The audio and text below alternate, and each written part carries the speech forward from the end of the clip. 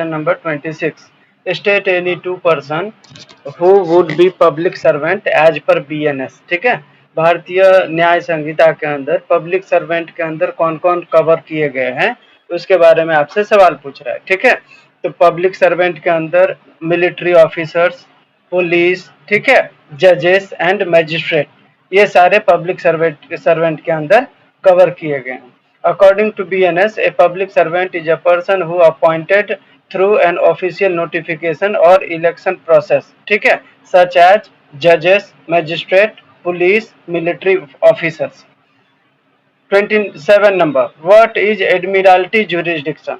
तो जिस कोर्ट का एक होता है ना, मतलब हर कोर्ट का अपना अपना जुरिस्डिक्शन होता है। ठीक है, जिस कोर्ट का मैरीटाइम जुरिस्डिक्शन होता है, मैरीटाइम का मतलब जिस कोर्ट का समंदर में अगर कोई अपराध होता है, कोई शिप में कोई अपराध होता है, ठीक है, कोई क्राइम होता है, तो उसको देखने का भी किसी कोर्ट को तो पावर होगा ना। ठीक है, तो जिस कोर्ट को मैरीटाइम केसेस देखने का पावर मिला है हमारे इंडिया में, उस कोर्ट को एडमिरल्टी जुरिस्डिक्शन कहा जाता है। ठीक है, उस जुरिस्डिक्शन को। नेक्स्ट है 28, what is undue influence at election. ठीक है, सेक्शन 171 में डिफाइन किया गया है अनड्यू इन्फ्लुएंस के बारे में।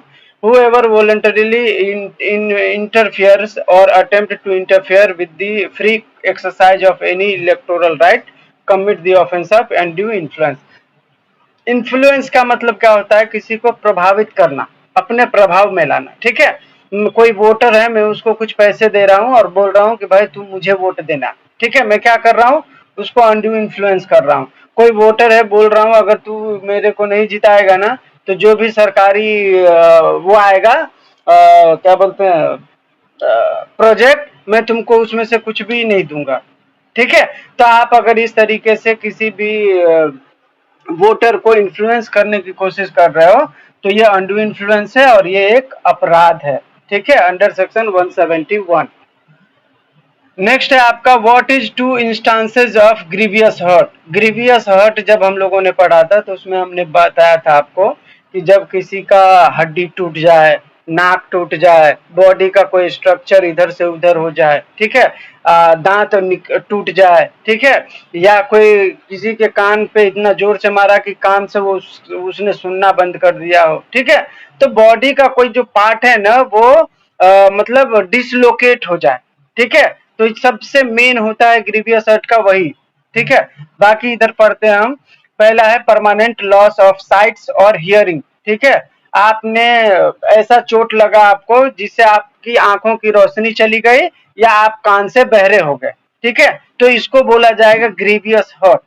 दूसरा है फ्रैक्चर और डिसलोकेशन ऑफ बोन और टूथ। ठीक है, आपके जो दांत है वो टूट गए, फ्रैक्चर हो गया, या आपका कोई बोन है हाथ का, पांव का, वो डिसलोकेट हो गया। ठीक है, तो ये माना जाएगा अगर ऐसे कुछ हुआ है तो वो ग्रीवियस हर्ट में कवर होगा। ठीक है, नेक्स्ट है आपका डिफाइन अनलॉफुल असेंबली। ठीक है, असेंबली जो होता है दो टाइप का होता है, एक होता है लॉफुल, एक होता है अनलॉफुल।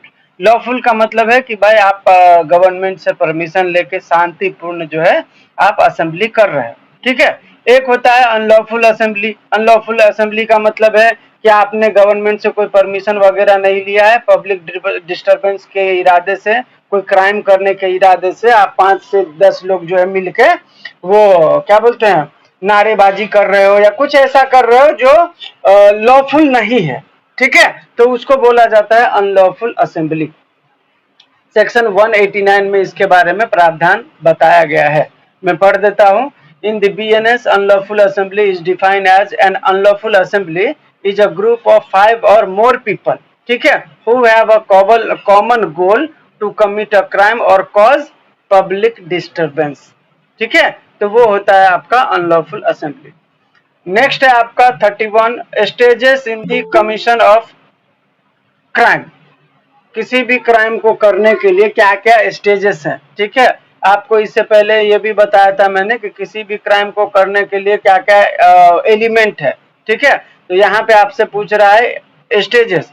हमेशा याद रखना, स्टेजेस अलग चीज है, एलिमेंट अलग चीज है। ठीक है, तो यहाँ पे स्टेजेस पूछ रहा है, तो सबसे पहला जो है हाँ, सबसे पहले जो है उसका इंटेंशन होना चाहिए किसी को मारने का, ठीक है। फिर दूसरा है प्रिपरेशन, ठीक है। अगर उसका इंटेंशन है किसी को मारने का तो उसके बाद वो तैयारी करेगा कि उसको मारना कैसे है, ठीक है। अब तैयारी करने के बाद वो कोशिश करेगा कि उस पे हमला कर दें, ठीक है। तो ये हो गया तीसरा। फर्स्ट है इंटेंशन, सेकंड है प्रिपरेशन और थर्ड है अटेम्प्ट, ठीक है। यहाँ तक तीनों कमिट हो गया। अब जैसे ही अटेम्प्ट किया या तो वो मर जाएगा या तो वो बच जाएगा, ठीक है। अगर वो बंदा मर जाता है तो फोर्थ स्टेज आपने कंप्लीट कर दिए। फोर्थ स्टेज को बोला जाता है कंप्लीशन या अकम्प्लिशमेंट, ठीक है। मतलब आपने जो अपराध करने का सोचा था वो अपराध आपने कारित कर दिया, ठीक है। तो बहुत सारे ऐसे अपराध हैं जो ये चारों स्टेजेस फुलफिल होने के बाद ही वो अपराध माने जाते हैं। लेकिन कुछ ऐसे अपराध है जो प्रिपरेशन लेवल पर भी अपराध ही होता है वो, ठीक है। जैसे आपका रॉबरी है, डकैती है, ठीक है। ये सब जो अपराध है वो प्रिपरेशन स्टेज पर भी अगर आप पकड़े जाते हो तो आपको उसके लिए 10 साल तक का पनिशमेंट है, ठीक है। वैसे सवाल नहीं बनेगा ऐसा सवाल कि किस अपराध में प्रिपरेशन के आधार पर पनिशमेंट होता है, ऐसा कुछ पूछा नहीं जाता है। लेकिन आपको जानकारी के लिए बता दिया, ठीक है। सारे ऑफेंसेस जो होते हैं वो कंप्लीशन के बाद ही अपराध होता है, ठीक है। कुछ ऐसे अपराध होते हैं जो अटेम्प्ट पे भी अपराध है और कुछ ऐसे अपराध है जो प्रिपरेशन पर भी अपराध हो जाता है। जैसे डकैती, रबरी प्रिपरेशन पे है। अटेम्प्ट का मतलब किसी का मर्डर आप करने गए तो अटेम्प्ट टू मर्डर होता है, वो पनिशेबल ऑफेंस है, बराबर। और बहुत सारे अपराध हैं जिसका कमीशन होने के बाद ही वो अपराध माना जाता है, ठीक है। तो ये 4 स्टेजेस हैं, अगर आपसे पूछा जाए और पूछा ही जाएगा 99%, ठीक है। नेक्स्ट सवाल है आपका डिफाइन डिफेमेशन।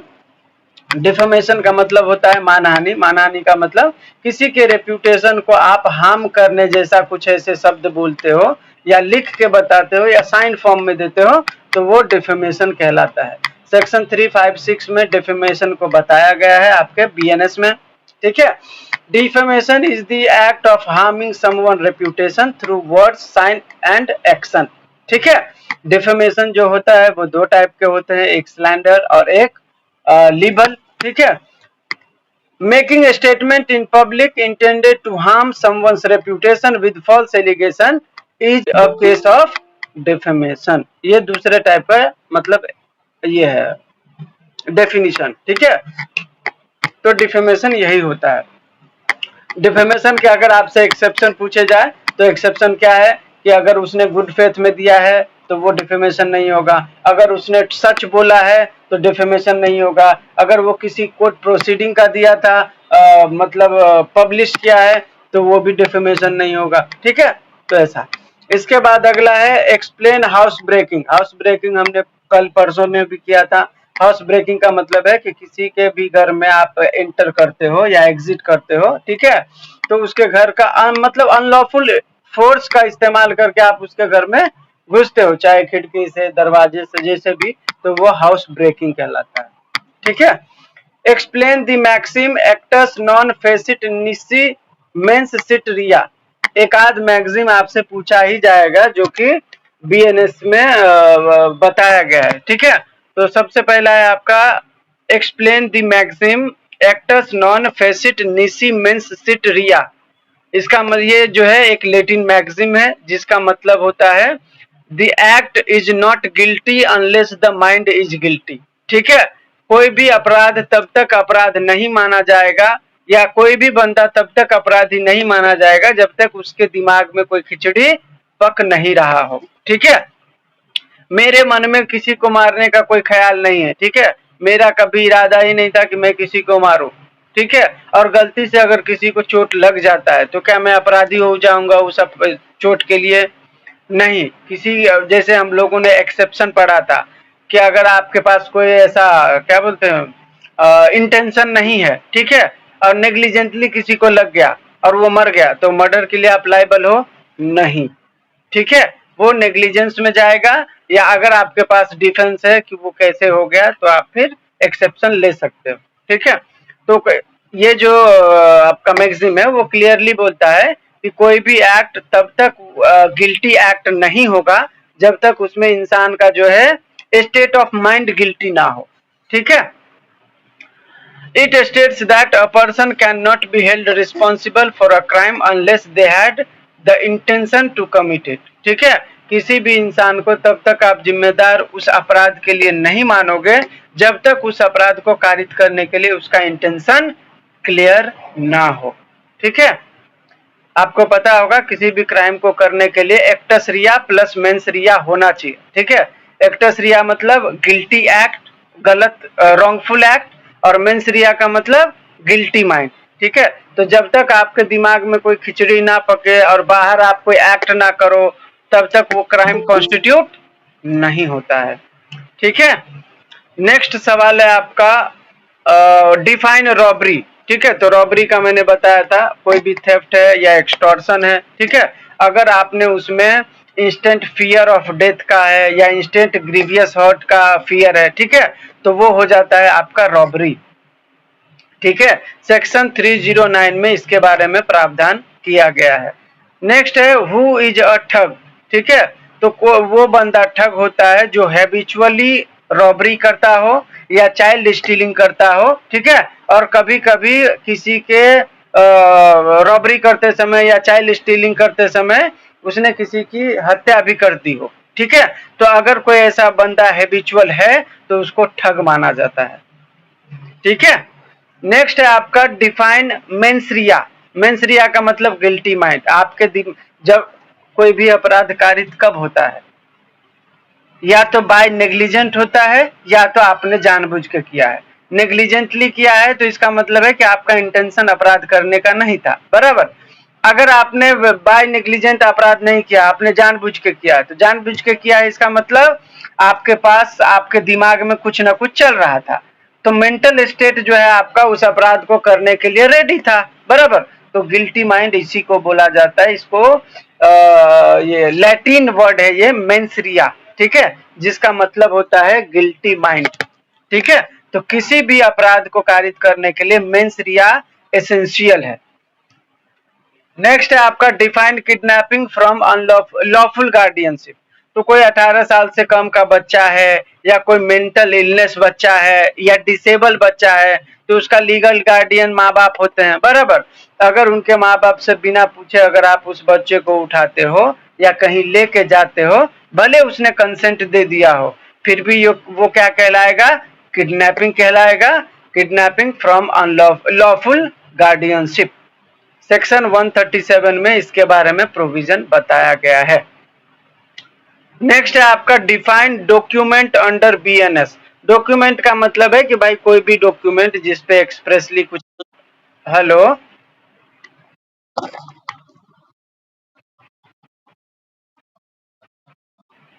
देखो किडनैपिंग यहाँ पे सवाल पूछा है define kidnapping from lawful guardianship, ठीक है। हाँ, तो लॉफुल गार्डियनशिप कब होता है, जब कोई बच्चा हो या मेंटल इलनेस बच्चा हो, ठीक है, या कोई ऐसा आदमी हो जो डिसेबल है। तो डिसेबल रहता है तो वो माँ बाप पे डिपेंड रहता है, ठीक है। कोई बच्चा है 18 साल से नीचे का तो वो माँ बाप पे डिपेंड रहता है।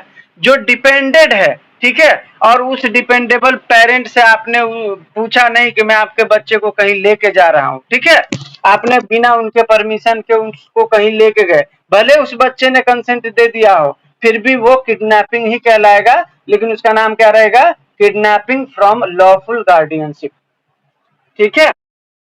नेक्स्ट क्वेश्चन है हमारा डिफाइंड डॉक्यूमेंट अंडर बीएनएस, ठीक है। तो डिफाइंड डॉक्यूमेंट का मतलब क्या होता है, कोई भी ऐसा पेपर लेमैन लैंग्वेज में जिसपे कुछ लेटर्स लिखे हो, फिगर्स हो, मार्क्स हो, ठीक है, या कोई ऐसा डिजिटल रिकॉर्ड या इलेक्ट्रॉनिक रिकॉर्ड जिसको आप कोर्ट ऑफ लॉ में एज अ एविडेंस दे सको, ठीक है, तो उसको बोला जाता है डॉक्यूमेंट। अंडर सेक्शन 2 सबसेक्शन 8 में डॉक्यूमेंट के बारे में प्रावधान किया गया है। नेक्स्ट है आपका एक्सप्लेन एक्सेप्शन ऑफ नेसेसिटी, ठीक है। एक्सेप्शन ऑफ नेसेसिटी में सबसे पहला है proportionality. The harm caused by the act must less than the harm prevented, ठीक है।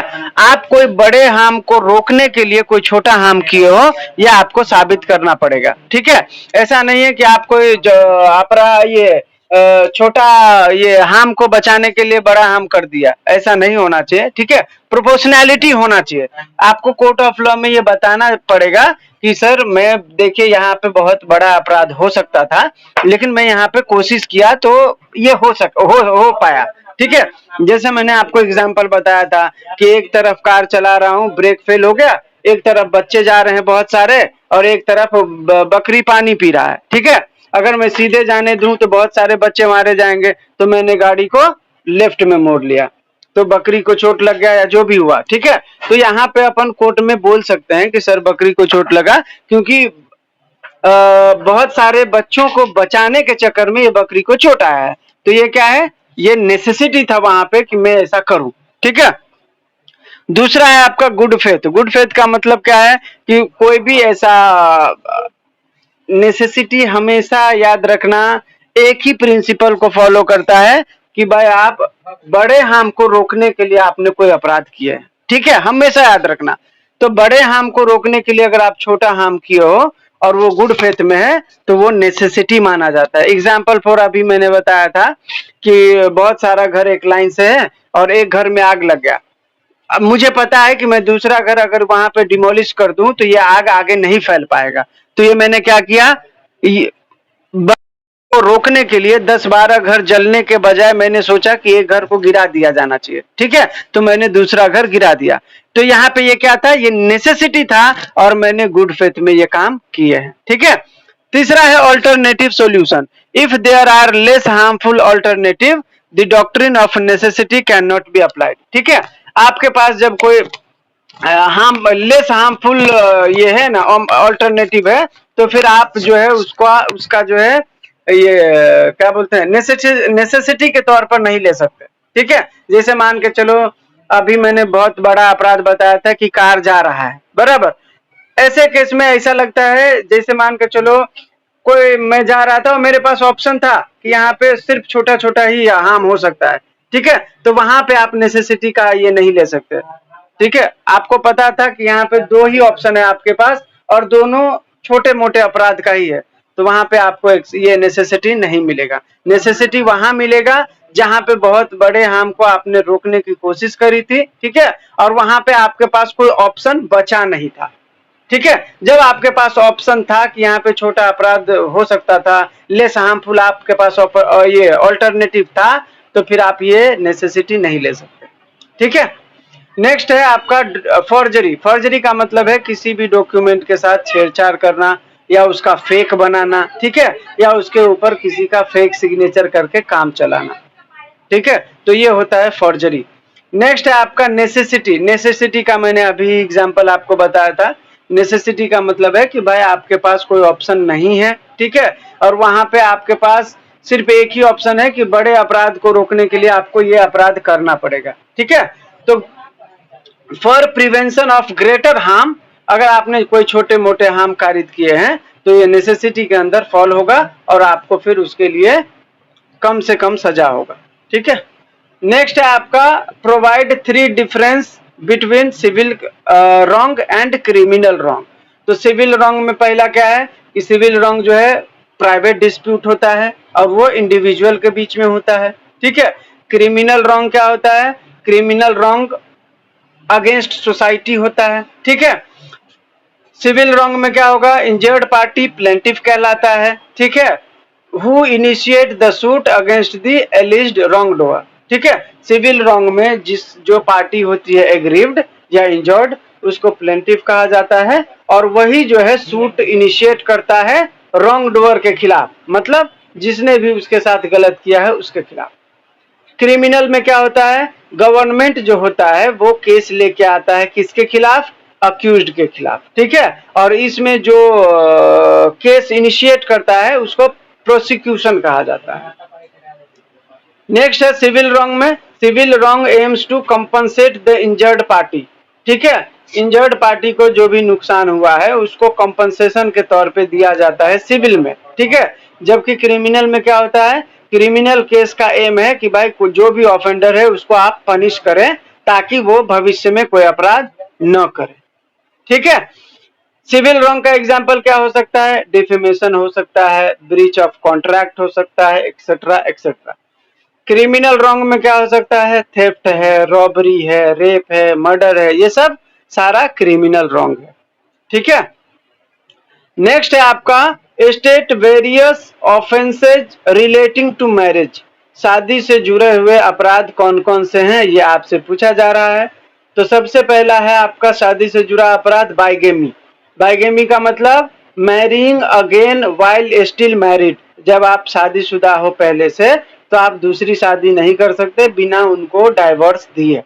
ये सेक्शन 82 में डिफाइन किया गया है। दूसरा अपराध क्या है शादी से जुड़ा? अडल्ट्री। अडल्ट्री का मतलब having sexual relation with married women without her husband consent. ठीक है। जब कोई भी बंदा शादीशुदा है, ठीक है, और वो किसी और महिला के साथ जो कि शादीशुदा है, उससे अगर कोई सेक्सुअल रिलेशन बनाता है, तो ये माना जाता है कि उसने ऑफेंस ऑफ अडल्ट्री किया है। ठीक है। तीसरा है शादी से जुड़ा हुआ अपराध cruelty bye husband and relatives. ठीक है। कोई भी महिला है जो शादीशुदा है, अगर उसकी सास ताना देती है या उसका हस्बैंड ताना देता है कि तेरे बाप ने दहेज नहीं दिया, या तुझे खाना अच्छे से बनाने नहीं आता है, या तू मेरे माँ बाप से अच्छे से बात नहीं करती है, मेंटली या फिजिकली किसी भी तरीके से आप महिला का जो है, महिला के साथ आप टॉर्चर करते हो, तो ये क्रुअल्टी कहलाता है और सेक्शन 85 में इसके लिए प्रावधान किया गया है। ठीक है। नेक्स्ट है शादी से जुड़ा हुआ dowry death. Dowry death section 80 में बताया गया है। डाउरी डेथ का मतलब कोई भी महिला जो शादीशुदा है और अगर शादी के 7 साल के भीतर वो मरती हैं, उसके बॉडी पे कहीं पे इंजरी का निशान है, ठीक है, और ये पाया जाता है कि उसने उसके साथ डाउरी का डिमांड किया गया था, तो ये माना जाएगा कि वो जो डेथ हुआ है वो डाउरी डेथ है। ठीक है। ये प्रिज्यूम किया जाएगा।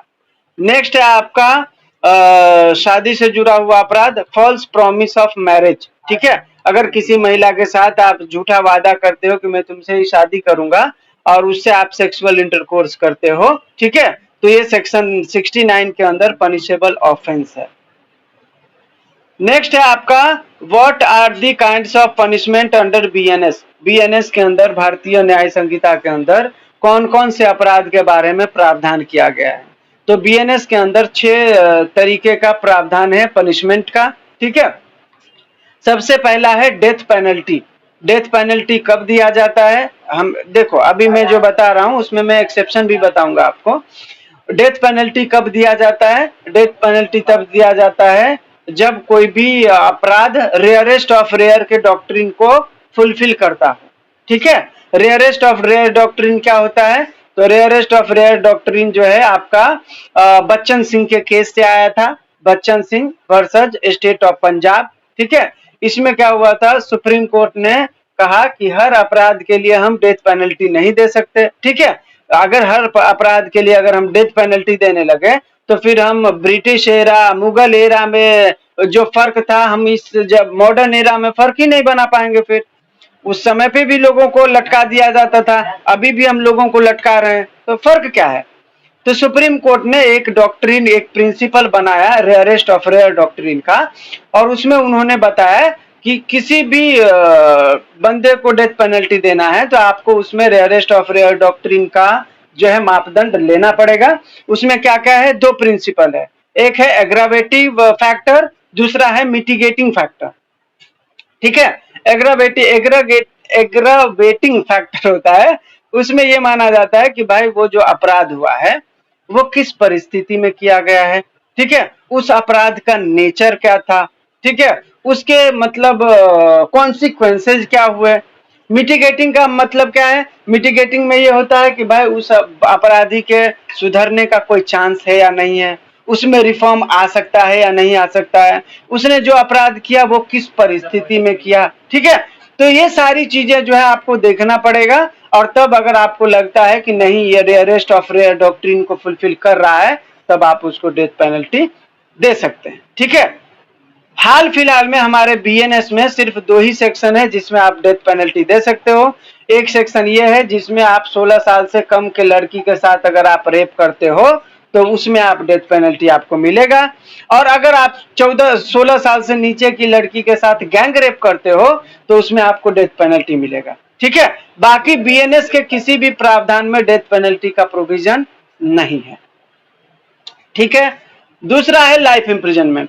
लाइफ इम्प्रिजनमेंट हर अपराध में दिया जाता है जो हीनियस है। ठीक है, मैक्सिमम लाइफ इम्प्रिजन तो रहता ही है। आप साधारण सा रेप उठा लो जो 18 साल से ऊपर की महिला के साथ है, उसमें भी इम्प्रिजनमेंट ऑफ लाइफ है। ठीक है, आप मर्डर देख लो, उसमें भी इम्प्रिजनमेंट फॉर लाइफ है। ठीक है, आप एसिड अटैक देख लो या आप गैंग रेप देख लो।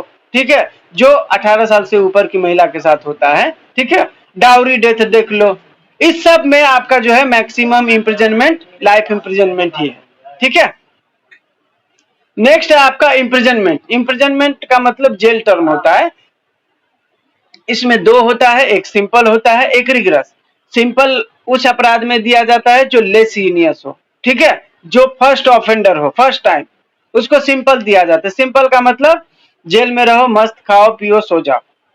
रिगरस का मतलब है कि भाई आपको सुबह में उठना है, काम करना है भर दिन, फिर शाम को खाना खा के सो जाना है। मतलब आपसे काम करवाया जाएगा। रिगरस का मतलब होता है सश्रम। ठीक है, तो इम्प्रिजनमेंट हो गया तीसरा। चौथा है four feature of property. Four feature of property का मतलब होता है कुर्की जब्ती, आपके प्रॉपर्टी को सील कर दिया जाएगा। ये कब किया जाता है तो इसके भी मैं आपको बताता हूं। जब मान के चलो किसी कोर्ट ने किसी अपराध में किसी अपराधी को वारंट इशू किया। ठीक है, अब वो अपराधी नहीं मिल रहा है तो कोर्ट ने दूसरा समन इशू किया, नहीं मिल रहा है, कोर्ट ने उसको जो है क्या बोलते हैं जो वांटेड घोषित कर दिया कोर्ट ने कि भाई इसकी जरूरत है, फिर भी नहीं मिल रहा है वो, बराबर, तो कोर्ट उसके प्रॉपर्टी को सील कर देता है। ठीक है, तो वही होता है four feature of property. Next है आपका फाइन। फाइन का मतलब फाइन, पैसा जो भी इम्प्रिजन ये क्या बोलते हैं मॉनेटरी जो अमाउंट आपसे लिया जाता है कोर्ट ऑफ लॉ में, उसको बोला जाता है फाइन। तो जितने भी अपराध हैं उसमें 99% आपको फाइन भरना ही होता है। ठीक है, लास्ट है हमारा छठा कम्युनिटी सर्विस। ये आईपीसी में आपका नहीं था। अगर आपसे सवाल पूछा जाए कि ऐसे दो अपराध के बारे में बताइए जो आईपीसी में था बीएनएस में नहीं है, पूछा जा सकता है क्योंकि इस बार से आप लोगों का बीएनएस लागू हुआ है। ठीक है, पहले बीएनएस लागू नहीं था, तो हो सकता है आपसे पूछा जाए कि आईपीसी में ऐसे कौन से दो अपराध थे जो बीएनएस में नहीं है। तो आईपीसी में दो ऐसे अपराध थे, पहला था सेडिशन का जो बीएनएस में नहीं है। ठीक है, दूसरा अपराध था अडल्ट्री का जो बीएनएस में नहीं है। ठीक है, तीसरा अपराध मैं आपको एग्जांपल में बता देता हूं। तीसरा होमोसेक्सुअल था आपका 377 में। ठीक है, उसको भी बीएनएस में से हटा दिया गया है। ठीक है, अब आपको बोलेगा क्या कुछ ऐसे अपराध बताइए जो आईपीसी में नहीं था और बीएनएस में है। ठीक है, कोई दो ऐसे अमेंडमेंट आपसे बताए पूछे जा सकते हैं। तो आपको सबसे पहले बताना है, पहले वाले में ऑर्गेनाइज्ड क्राइम को नहीं डिफाइन किया गया था, इसमें किया गया है। पहले वाले में स्नैचिंग को डिफाइन नहीं किया गया था, इसमें किया गया है। पहले वाले में आपका टेररिस्ट एक्ट डिफाइन नहीं किया गया था, इसमें किया गया है। पहले वाले में फॉल्स प्रॉमिस ऑफ मैरिज का प्रोविजन नहीं था, इस वाले में किया गया है। ठीक है, पहले वाले में कम्युनिटी सर्विस नहीं था, इस वाले में किया गया है। ठीक है, तो आपसे ऐसा सवाल बन सकता है कि आपसे पूछ दे कि भाई पहले वाले में कुछ ऐसे प्रोविजन बताइए जो अब वाले में नहीं है, या आपसे पूछा जाएगा कि पहले वाले में कोई कुछ ऐसे प्रोविजन थे जो अब वाले में नहीं है। ठीक है, तो ये आपको याद रखना है। नेक्स्ट है आपका सॉरी कम्युनिटी सर्विस हो गया। कम्युनिटी सर्विस छठा ये है पनिशमेंट है जो बीएनएस में ऐड किया गया। बीएनएस का मैंने जब आपको बताया था शुरू में कि पहले जो हमारा था वो था ये आईपीसी। ठीक है, इंडियन पीनल कोड।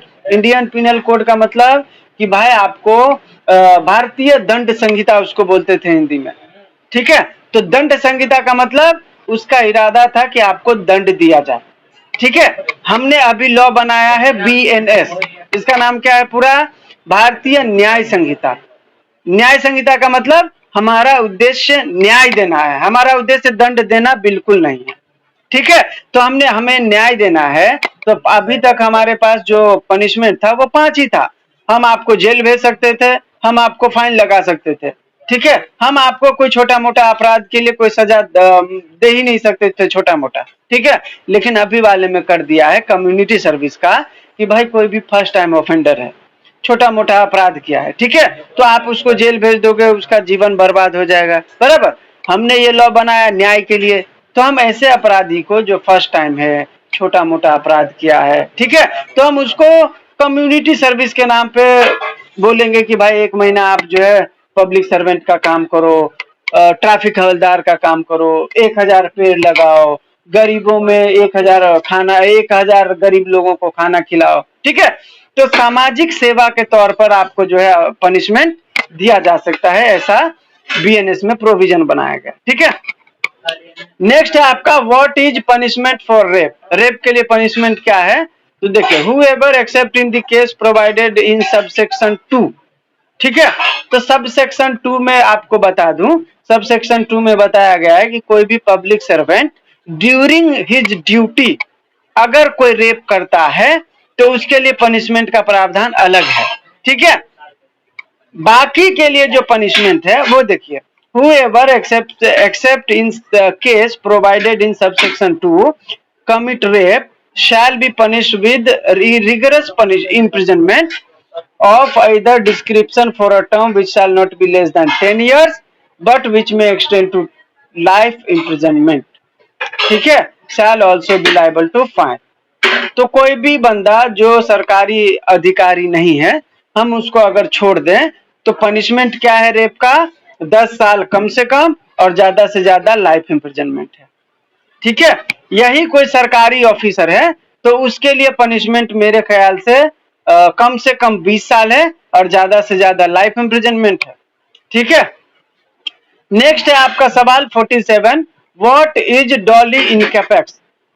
डॉली इनकैपेक्स का मतलब होता है कोई भी बच्चा जो 7 साल से नीचे का है, ठीक है, और अगर वो कोई अपराध करता है तो वो अपराध के श्रेणी में नहीं आएगा, ठीक है।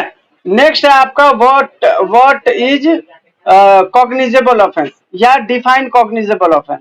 तो कॉग्निजेबल ऑफेंस का मतलब होता है कोई भी ऐसा ऑफेंस, ठीक है, जिसमें पुलिस आपको बिना वारंट के अरेस्ट कर सके, ठीक है।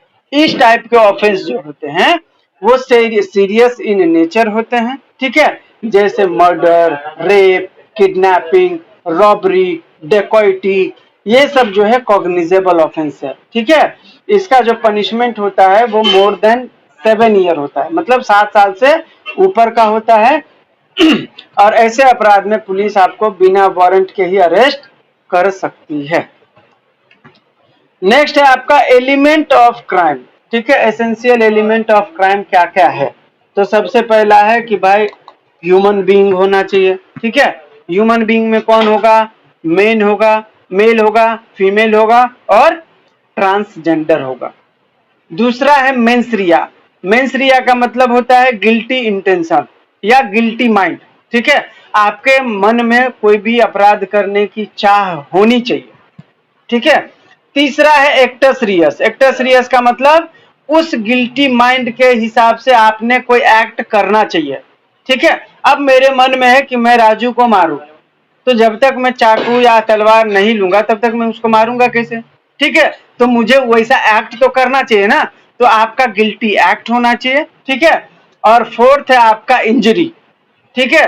तो जब तक आपने कोई अपराध किया और आप उस अपराध से किसी को नुकसान न पहुंचा हो तब तक वो अपराध नहीं माना जाएगा, ठीक है। मैं इंसान हूं, ह्यूमन बीइंग, मेरे मन में आया कि मैं राजू को मारूं, मेंसरिया, मैं वहां पे गया, राजू के पास चाकू उठाया, ठीक है, चाकू हाथ में लिया, गिल्टी एक्ट हो गया। लेकिन मैंने राजू के ऊपर कोई वार नहीं किया, उसको इंजरी नहीं पहुंचाया, तो अपराध हुआ क्या, ये नहीं होगा, ठीक है। क्योंकि एसेंशियल एलिमेंट होता है कि सामने वाले को इंजरी होना चाहिए, ठीक है, चाहे वो इंजरी माइंड का हो, बॉडी का हो, रेप्यूटेशन का हो या प्रॉपर्टी का हो, किसी भी तरीके से जब तक आपने इंजरी नहीं पहुंचाया तब तक वो अपराध को कॉन्स्टिट्यूट नहीं करता है, ठीक है, तो एसेंशियल एलिमेंट ये 4 चीजें हैं। लास्ट क्वेश्चन है आपका 50, difference between murder and culpable homicide. ये मैंने प्रीवियस लेक्चर में भी आप लोगों को बताया था कि कल्पेबल होमिसाइड में जो होता है ना, वो डिग्री ऑफ इंटेंशन लो होता है, ठीक है, और डिग्री ऑफ कॉजिंग डेथ वो भी लो होता है, ठीक है, तो वो होता है कल्पेबल होमिसाइड। कल्पेबल होमिसाइड में आप सडन प्रोवोक नहीं होते, ठीक है, या प्रीमीडिएशन आपका नहीं होता है, ठीक है, तो वो होता है कल्पेबल होमिसाइड। मर्डर में क्या होता है, मर्डर में इंटेंशन आपका क्लियर होता है, ठीक है, आपको पता होता है कि आप जो मार रहे हो उससे सामने वाले की डेथ हो सकती है, ठीक है, और उसमें आपका प्रीमीडिएशन होता है, तो ये माना जाएगा कि आपने मर्डर किया है, ठीक है।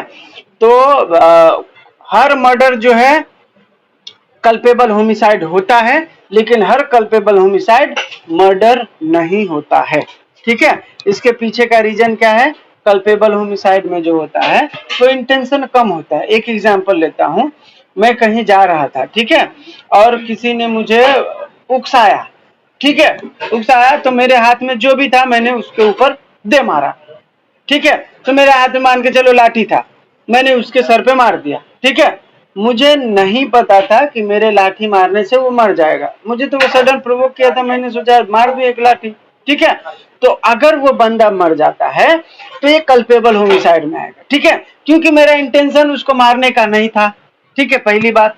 दूसरा, अगर मुझे मारने का होता तो मैं तलवार वलवार लेके आता, मैं लाठी लेके क्यों आता भाई, बराबर। तो मैंने जो वेपन यूज किया या मैंने जो अटैक किया उसके ऊपर, तो मुझे पता था कि भाई उससे लाठी से कोई मरने वाला नहीं, ठीक है, तो दूसरा ये हो गया। और तीसरा, मैंने प्रीमीडिएशन नहीं किया था कि वो बंदा आएगा मैं उससे झगड़ा करूंगा, लाठी साइड में रखूंगा और फिर कूट दूंगा, ऐसा भी नहीं था, उसने मुझे सडन प्रोवोक किया और मैंने रिएक्ट किया, तो मैंने जो अभी कारित किया वो कल्पेबल होमिसाइड है, ठीक है। और मर्डर का मैं एग्जांपल बताऊं, मुझे राम को मारना है, राजू को मारना है, श्याम को मारना है, मैं या रोहन को मारना है, तो मैं जाऊंगा, चाकू लूंगा, 2-4 बार घुसेड़ दूंगा उसके पेट में, मर गया, मेरा इंटेंशन क्लियर था, उसको मारना है, बराबर। या मुझे किसी को मारना है, मैंने बंदूक लिया, उसके घर पे गया, उसको ठोक दिया, मर्डर, क्योंकि यहाँ पे मेरा पूरा प्रीमीडिएशन है, मैं उसको मारने का ख्याल रखा, बंदूक लिया, उसके घर पे गया, पूरी तैयारी हुई, बराबर, इंटेंशन था कि उसको मार देना है, मैंने उसको मार दिया, तो ये क्या है, मर्डर है, ठीक है। तो कल्पेबल होमिसाइड और मर्डर में जो है एक थीन लाइन है। सबसे पहला लाइन क्या है कि भाई डिग्री ऑफ इंटेंशन जो होता है कल्पेबल होमिसाइड में वो लो होता है, ठीक है, और जो आपने अटैक किया या जो आपने एक्शन किया, ठीक है, उससे आपको पता है कि डिग्री ऑफ डेथ का जो चांसेस है वो बहुत लो है, ठीक है, तो ये भी जो है कल्पेबल होमिसाइड के तरफ इशारा करता है। और कल्पेबल होमिसाइड में जो है प्रीमीडिएशन नहीं होता, ठीक है, उसमें सडन प्रोवोकेशन हो सकता है, ठीक है, या हीट एंड पैशन में आपने आके कुछ कर दिया, तो ये जो है कल्पेबल होमिसाइड में आएगा, ठीक है।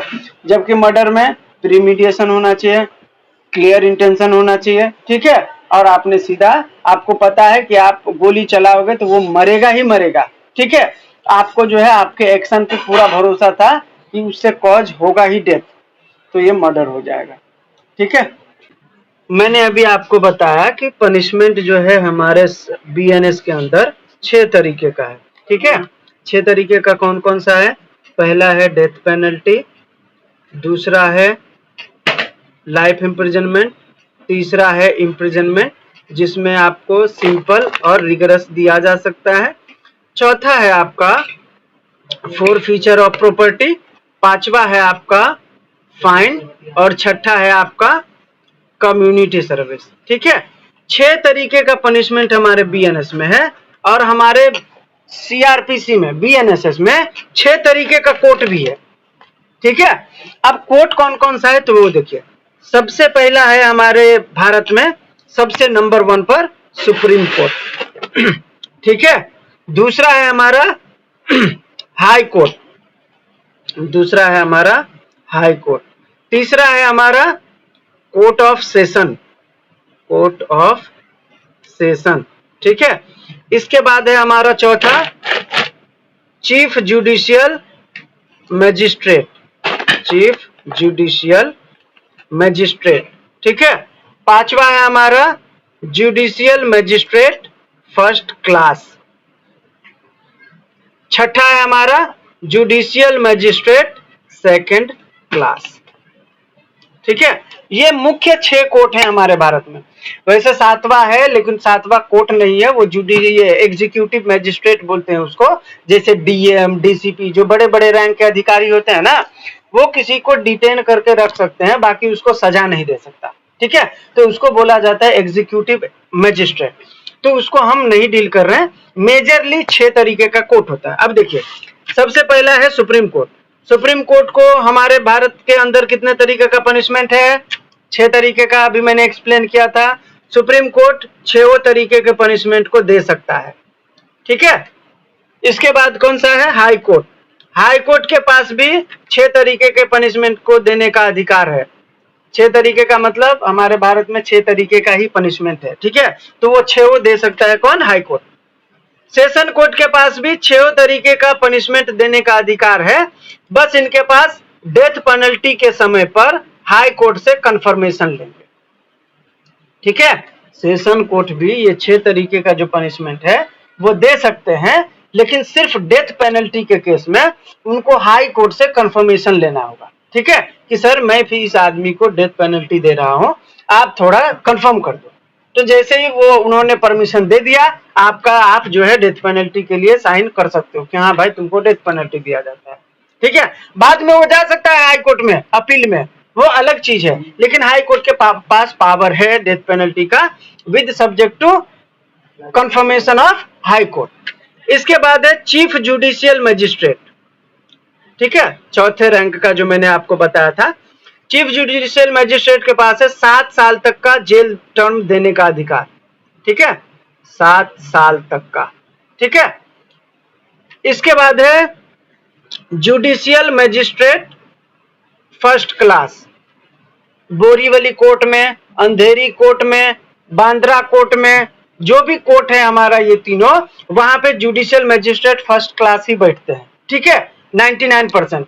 उनका एक लीडर होता है जो चीफ जुडिशियल मैजिस्ट्रेट होता है, ठीक है, जिसका अभी मैंने बताया था 7 साल तक का वो पनिशमेंट दे सकते हैं, ठीक है। तो जुडिशियल मैजिस्ट्रेट के फर्स्ट क्लास के पास जो है 3 साल तक का सजा देने का अधिकार है, 3 साल तक का सजा। और ये फाइन कितना तक लगा सकते हैं? 50,000 तक, ठीक है। जुडिशियल मैजिस्ट्रेट फर्स्ट क्लास जो है 50,000 तक का फाइन लगा सकता है और 3 साल तक का जेल भेज सकता है, ठीक है। लास्ट है आपका छठा जुडिशियल मैजिस्ट्रेट सेकंड क्लास। इनके पास 1 साल तक का सजा देने का अधिकार है, ठीक है, 1 साल तक का सजा देने का अधिकार है और इनके पास 10,000 तक का जुर्माना लगाने का अधिकार है, ठीक है। आपकी जानकारी के लिए बता दूं, ये जो जुडिशियल मैजिस्ट्रेट फर्स्ट क्लास के पास 50,000 तक का जुर्माना का अधिकार है, ये पहले 10,000 तक का ही था आईपीसी में, ठीक है। इसको बढ़ा करके 50,000 तक का कर दिया गया है। जुडिशियल मैजिस्ट्रेट सेकंड क्लास के पास पहले जमाने में जो आईपीसी था उसमें 5,000 तक का जुर्माना था, उसको बढ़ा के अभी 10,000 कर दिया गया है, ठीक है। तो मैंने अभी आपको 6 पनिशमेंट बताए और 6 कोर्ट के पावर बताए। अब आपके सवाल पे आते हैं विजेता मैडम। देखिए, कोई कोर्ट जो है किसी मामले में मान के चलिए फाइन लगाया, ठीक है, तो फाइन के केस में क्या होता है, अमाउंट डिसाइड किया गया है बीएनएस में कि भाई कोई पर्टिकुलर ऑफेंस है, तो उसमें आप पहले देखोगे कि भाई उसका फाइन क्या है, ठीक है। सिर्फ फाइन लगा है तो मान के चलो मैंने चोरी किया, थेफ्ट का जो है कारित किया, किसी का घर ही चोरी कर लिया, ठीक है। तो जब मैंने घर ही चोरी किया तो कोर्ट में मुझे बुलाया गया, ठीक है। तो कोर्ट ने कहा कि घर ही चोरी के लिए क्या है इसको जेल भेजने का, ठीक है, चलो फाइन लगा दो। कोर्ट ने मेरे ऊपर 10,000 का फाइन लगाया, ठीक है। अब मैं इतना गरीब हूं कि मैं 10,000 फाइन नहीं भर सकता, एग्जाम्पल फॉर, ठीक है। तो हमारे बीएनएस में जब आप पढ़ोगे तो उसमें प्रावधान किया गया है सेक्शन 8 में, ठीक है, कि कोई भी बंदा अगर जिसके ऊपर फाइन लगाया जाता है अगर वो फाइन 5,000 से कम का है, ठीक है, तो उसको 2 महीना तक जेल भेजा जा सकता है, ठीक है। अगर किसी के ऊपर 10,000 तक का जुर्माना लगाया गया है, सिर्फ जुर्माना, ठीक है, जेल वेल का कोई प्रावधान नहीं उसमें, सिर्फ जुर्माना लगा है, तो ऐसी परिस्थिति में उसको अगर 10,000 तक का जुर्माना है तो 4 महीने तक का जेल हो सकता है, ठीक है। हमेशा याद रखना है, मैं यहाँ बोल रहा हूँ हो सकता है, तो ये जरूरी नहीं है 4 महीना ही दे। कोर्ट को अगर लगेगा कि नहीं 10 दिन का देना है तो वो 10 दिन भी दे सकते हैं, क्योंकि यहाँ पे मैक्सिमम दिया है 4 महीना, मिनिमम दिया है क्या कि कोर्ट 1 महीना से कम नहीं लगा सकता, नहीं ना, यहाँ पे दिया है मैक्सिमम। इनका इसका मतलब है कि कोर्ट के डिस्क्रिएशन के ऊपर है, ठीक है। 2 महीने से ज्यादा नहीं देंगे, लेकिन कम की बारी बात आएगी तो कोर्ट 1 दिन का भी दे सकता है, लेकिन कम का कोई प्रोविजन है ही नहीं, ठीक है। तो इसीलिए जब मैं बोल रहा हूं कि 5,000 तक का जुर्माना है तो 2 महीने तक का जेल होगा, तो ये जरूरी नहीं है 2 महीना दे। अगर कोर्ट को लगेगा कि नहीं अपराध बहुत छोटा है, 2 दिन का काफी है, तो 2 दिन का भी दे सकता है। जब आप जाओगे ना, एक एग्जांपल यहाँ पर बताता हूँ आपको, अंधेरी जाओगे तो रेलवे कोर्ट है, कोर्ट नंबर 44 फर्स्ट फ्लोर पे, ठीक है। तो आप वहां पे जाओगे ना तो रेलवे का जो भी अपराधी होता है, अपराधी का मतलब कोई फर्स्ट क्लास में बैठ गया या कोई मालगाड़ी में बैठ गया जिधर सामान रखते हैं, बराबर, या कोई रेलवे ट्रैक क्रॉस किया, तो इस समय जब आप देखोगे तो वहां पे फाइन लगाया हुआ है 10,000 का, 5,000 का, 1,000 का, ठीक है। तो मान के चलो किसी अपराध, जैसे आप एसी डब्बे में बैठ गए, ठीक है, तो उसमें ये जो है पनिशमेंट है 1,000 तक का फाइन, ठीक है। तो अगर आप 1,000 नहीं भरोगे तो कोर्ट में सीधा बोला जाएगा कि देखिए आपके ऊपर 1,000 का जुर्माना लगाया जाता है, अगर आप 1,000 नहीं भर पाओगे तो आपको 3 दिन तक जेल में रहना पड़ेगा, ठीक है, आपको सामने से बताया जाता है। तो ये क्या है, कोर्ट के डिस्क्रिएशन के ऊपर है। अगर कोर्ट को लगता है कि भाई 3,000 जो है 5,000 के अंदर है, 2 महीना जेल भेज सकता है, लेकिन कोर्ट ऐसा नहीं करता है, उनको भी मालूम है कि भाई कोई अपराध किया है तो मजबूरी में ही किया होगा, ठीक है, ऐसा।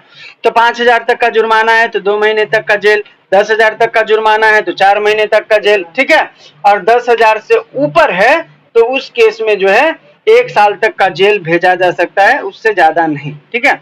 अब 1 साल तक मैक्सिमम है तो उसमें कुछ भी दे सकते हैं कोर्ट, उसका कोई प्रॉब्लम नहीं है।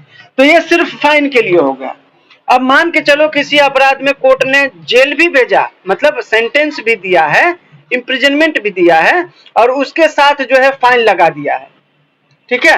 अब वो इम्प्रिजनमेंट के साथ वो वाला जो फाइन था वो नहीं भर पा रहा है, तो ऐसी परिस्थिति में उसको जो इम्प्रिजनमेंट हुआ है, ठीक है, उस अपराध में जो मैक्सिमम होगा उसका 1/4 जो है उस फाइन के बदले उसको जोड़ दिया जाएगा। हमेशा याद रखना, उसको जो मिला है उसका 1/4 नहीं, उस अपराध के लिए जो मैक्सिमम होगा उसका 1/4 उसको ऐड करके मिलेगा, ठीक है। एग्जाम्पल फॉर, मैंने चोरी किया तो चोरी में 3 साल तक का जुर्म फाइन है, मतलब जेल टर्म है, ठीक है, लेकिन कोर्ट ने मुझे 6 महीने का ही दिया था, ठीक है, और मुझे 10,000 का जुर्माना लगाया था। अब मैं 10,000 नहीं भर पा रहा हूँ, एग्जाम्पल फॉर, तो 1/4 मुझे मैक्सिमम का मिलेगा। तो जब आप थेफ्ट का पढ़ोगे, चोरी का जो मैक्सिमम पनिशमेंट है वो 3 साल है, तो 3 साल का 1/4 कितना होगा, 9 महीना। तो मेरे 6 महीने में 9 महीना जुड़ जाएगा, मेरे को पनिशमेंट जो मिलेगा वो 15 महीने का मिलेगा। यहाँ तक क्लियर है सभी को, कोई मसला डाउट?